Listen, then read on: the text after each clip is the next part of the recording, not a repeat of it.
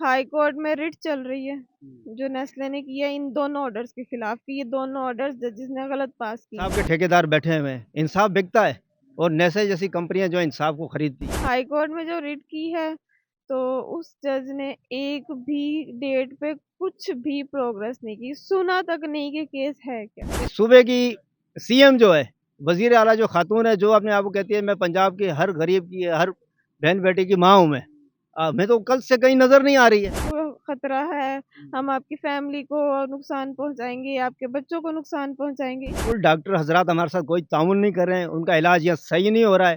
Doctor ہمیں کہہ رہے ہیں جی 80% جو ہے یہ ڈیمیج ہو چکا ہے.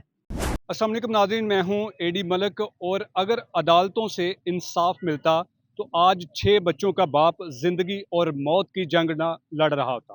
جی بالکل، میں ناظرین آصف کی بات کر رہا ہوں، جس نے لاہور ہائی کورٹ کے احاطہ میں خود کو پیٹرول چھڑک کر آگ کیوں لگا دی. میرے ساتھ اس کی اہلیہ اور ان کے عزیز موجود ہیں. ہم ان سے سارا واقعہ جانتے ہیں کہ آخر کار ایسی کیا وجہ تھی کہ آصف نے خود سوزی کرنے سے پہلے اس نے اپنے ایک سوشل میڈیا پلیٹ فارم پر ایک پیغام بھی جاری کیا. اس پیغام میں کیا کہا تھا، ساری کہانیاں ہم انہی سے جانتے ہیں. السلام علیکم. وعلیکم السلام. جی میں ان کی وائف ہوں، اور یہ ہے کہ انہوں نے، جیسا کہ آپ لوگ سوشل میڈیا پہ دیکھ رہے ہیں آج کل، کہ انہوں نے خود پہ پیٹرول ڈال کر آگ لگائی تھی. خودکشی کرنے کی کوشش تھی. اللہ پاک ان کو صحت دے، زندگی دے. اچھا، وجہ کیا تھی خودکشی کرنے کی اور پیٹرول چھڑک کر عدالت کے ہی احاطہ میں انہوں نے اپنے آپ کو آگ لگا دی؟ وجہ ہے مشہور نیسلے کمپنی. Nestle company? جی.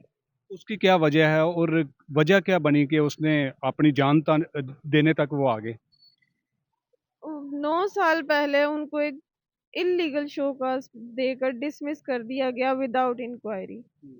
اس کے بعد ہم لوگ کورٹ گئے، NIRC، انہوں نے ہم فیصلہ ہمارے حق میں کر دیا، ری انسٹیٹ کر دیا ہمیں with full back benefits.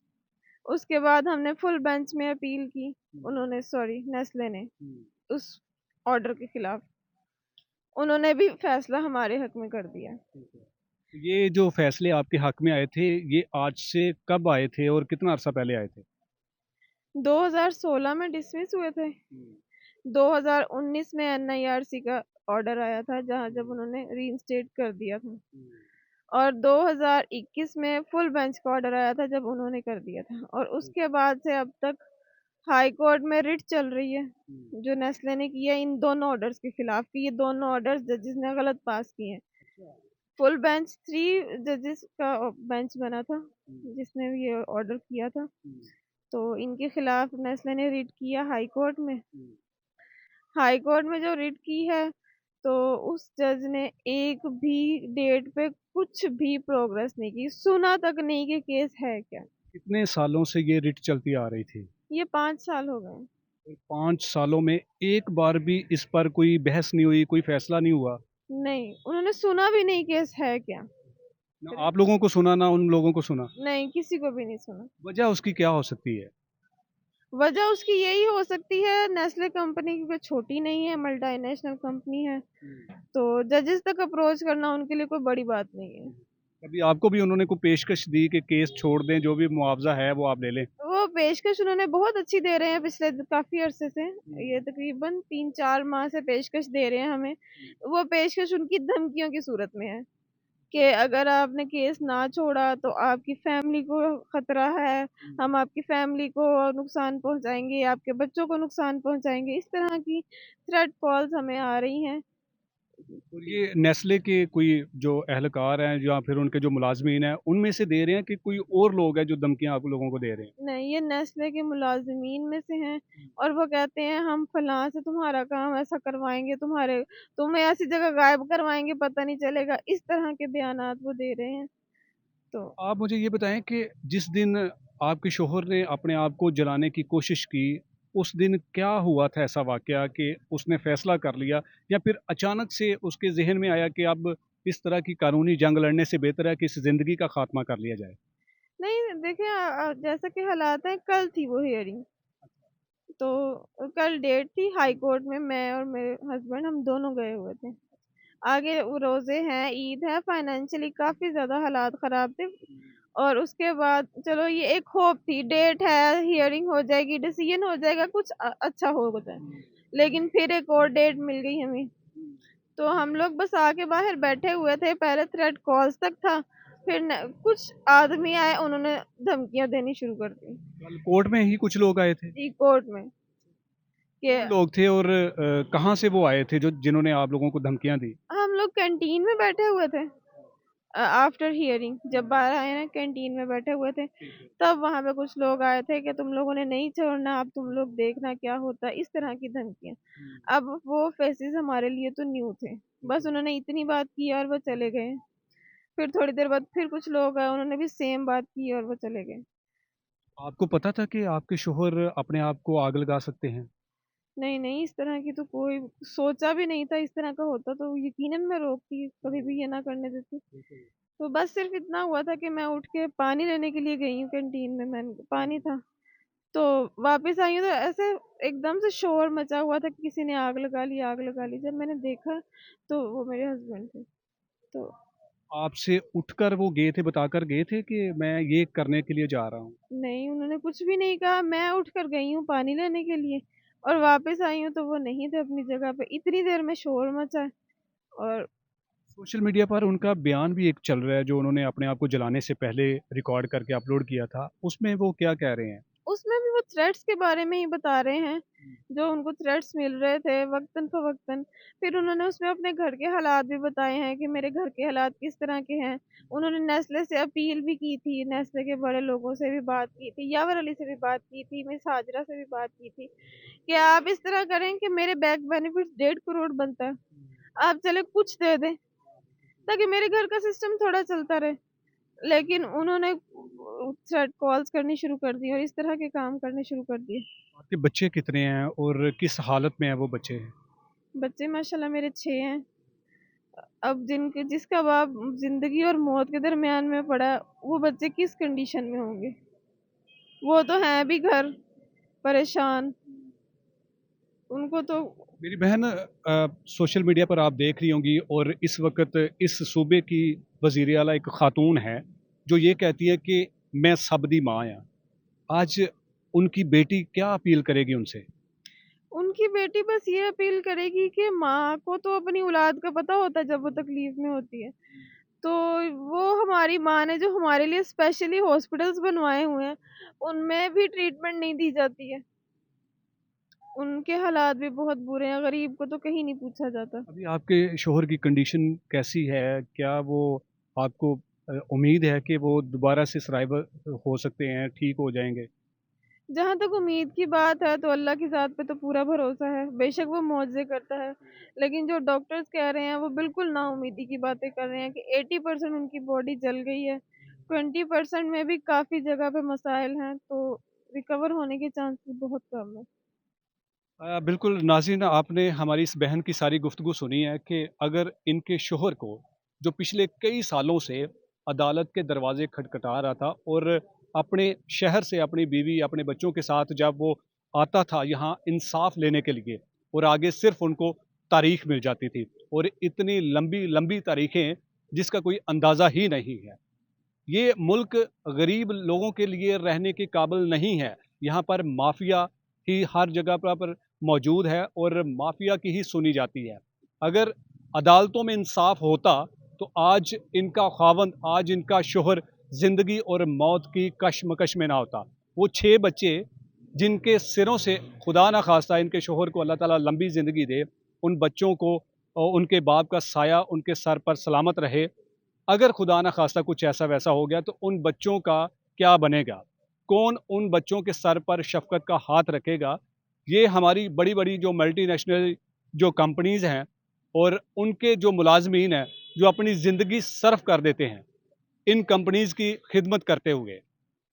Asif نے بھی نہ جانے کتنے سال اپنی زندگی کی کئی دہائیاں اس کمپنی کو دی ہوں گی، لیکن جب اسے بے بنیاد ایک الزام کی بنا پر نوکری سے نکال دیا تو اس نے اپنا حق لینے کے لیے، جو کہ ہر ورکر کا یہ حق ہوتا ہے کہ اگر اس کو کسی ایسی وجوہات کی بنا پر اس کو نکال دیا جائے تو وہ عدالت سے رجوع کر سکتا ہے.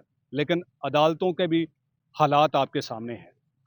आसिफ के अजीज़ भी हमारे साथ मौजूद है, उनसे भी थोड़ी सी गुफ्तगू करेंगे कि वो कैसे शख्स थे और जिस कंपनी में वो काम करते थे वहाँ पर उनका क्या ओहदा था और अब जो उनके साथ हो गया इसके बाद जो यहाँ की मुकामी इंतज़ामिया है लाहौर की, उनके साथ वो कैसा तावन कर रही हैं, हॉस्पिटल में इनके साथ किस तरह का ट्रीटमेंट किया जा रहा है, इनसे बात करते हैं। अस्सलाम वालेकुम भाईजान। अच्छा, सर पहले तो बताइएगा कि आसिफ के आप क्या लगते हैं, क्या रिलेशन है आपका, और ये जो वाक़या अफसोसनाक हो गया है इस पर आप क्या कहेंगे?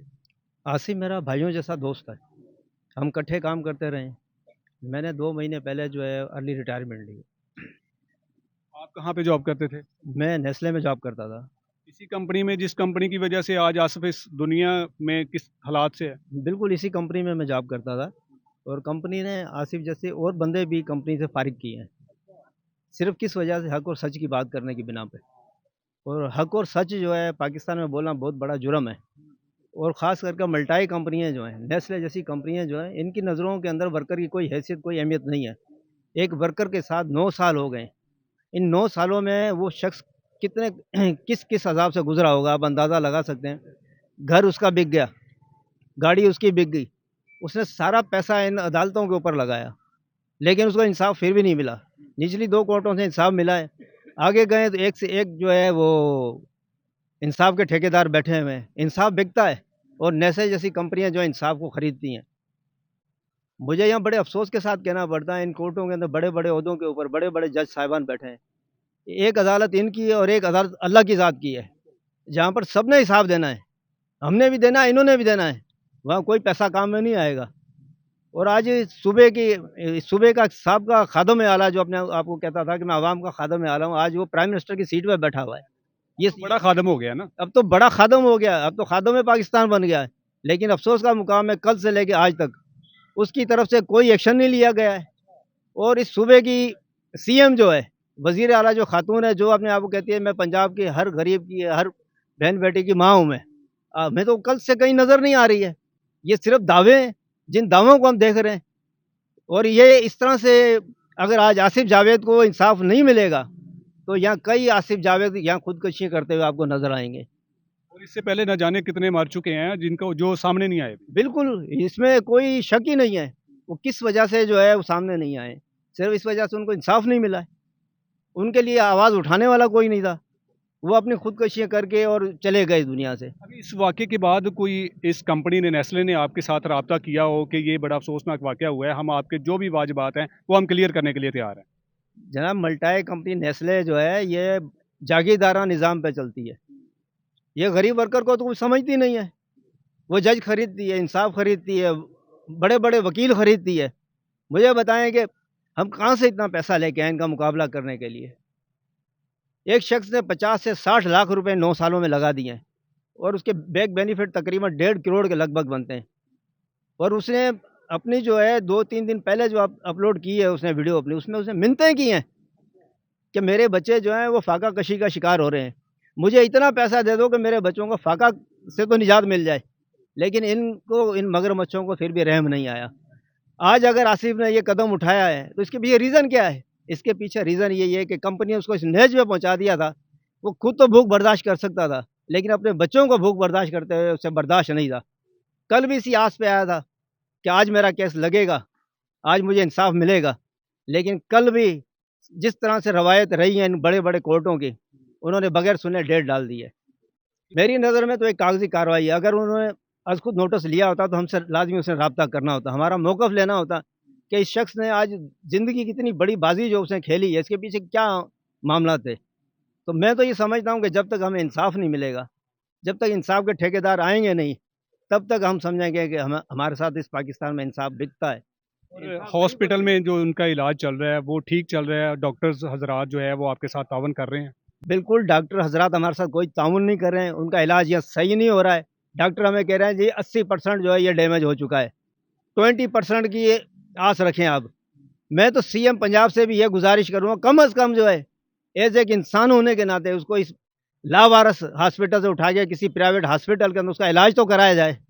लेकिन हुकूमती मशीनरी में से किसी ने हमसे रब्ता नहीं किया है। आईजी पंजाब आए हैं, मेरी उनके साथ बात हुई है, वो भी एक दिलासा दे के चले गए, उसके बाद उनका कोई बंदा नहीं आया। उन्होंने क्या कहा और क्या दिलासा दिया आपको? उन्होंने कहा था इंसाफ होगा, آپ کے ساتھ انصاف ہوگا انشاءاللہ، آپ دیکھیں گے. لیکن مجھے تو کل سے لے کے یہ اب دوسری رات آ رہی ہے، تو مجھے تو کہیں انصاف نظر نہیں آ رہا ہے. اور وہ شخص زندگی اور موت کی کشمکش میں ہے. ہو سکتا ہے کہ اللہ معافی دے، میرے منہ میں خاک، کہ جو حالات ہوئے پڑے ہیں اس گورنمنٹ ہاسپٹل کے، میں نہیں سمجھتا کہ یہ یہاں کے جو ڈاکٹر ہیں، میرا تو یہ خیال ہے کہ شاید یہ ڈاکٹر بھی بکے ہوئے ہیں، کہ جو اس کو کوئی ٹریٹمنٹ نہیں دے رہے ہیں. ہمارے پیسوں کی ٹریٹمنٹ آ رہی ہے، کم از کم اس کو صحیح ٹریٹمنٹ تو کریں یہ، لیکن اس کے اندر بھی ان کی کوئی دلچسپی نہیں ہے.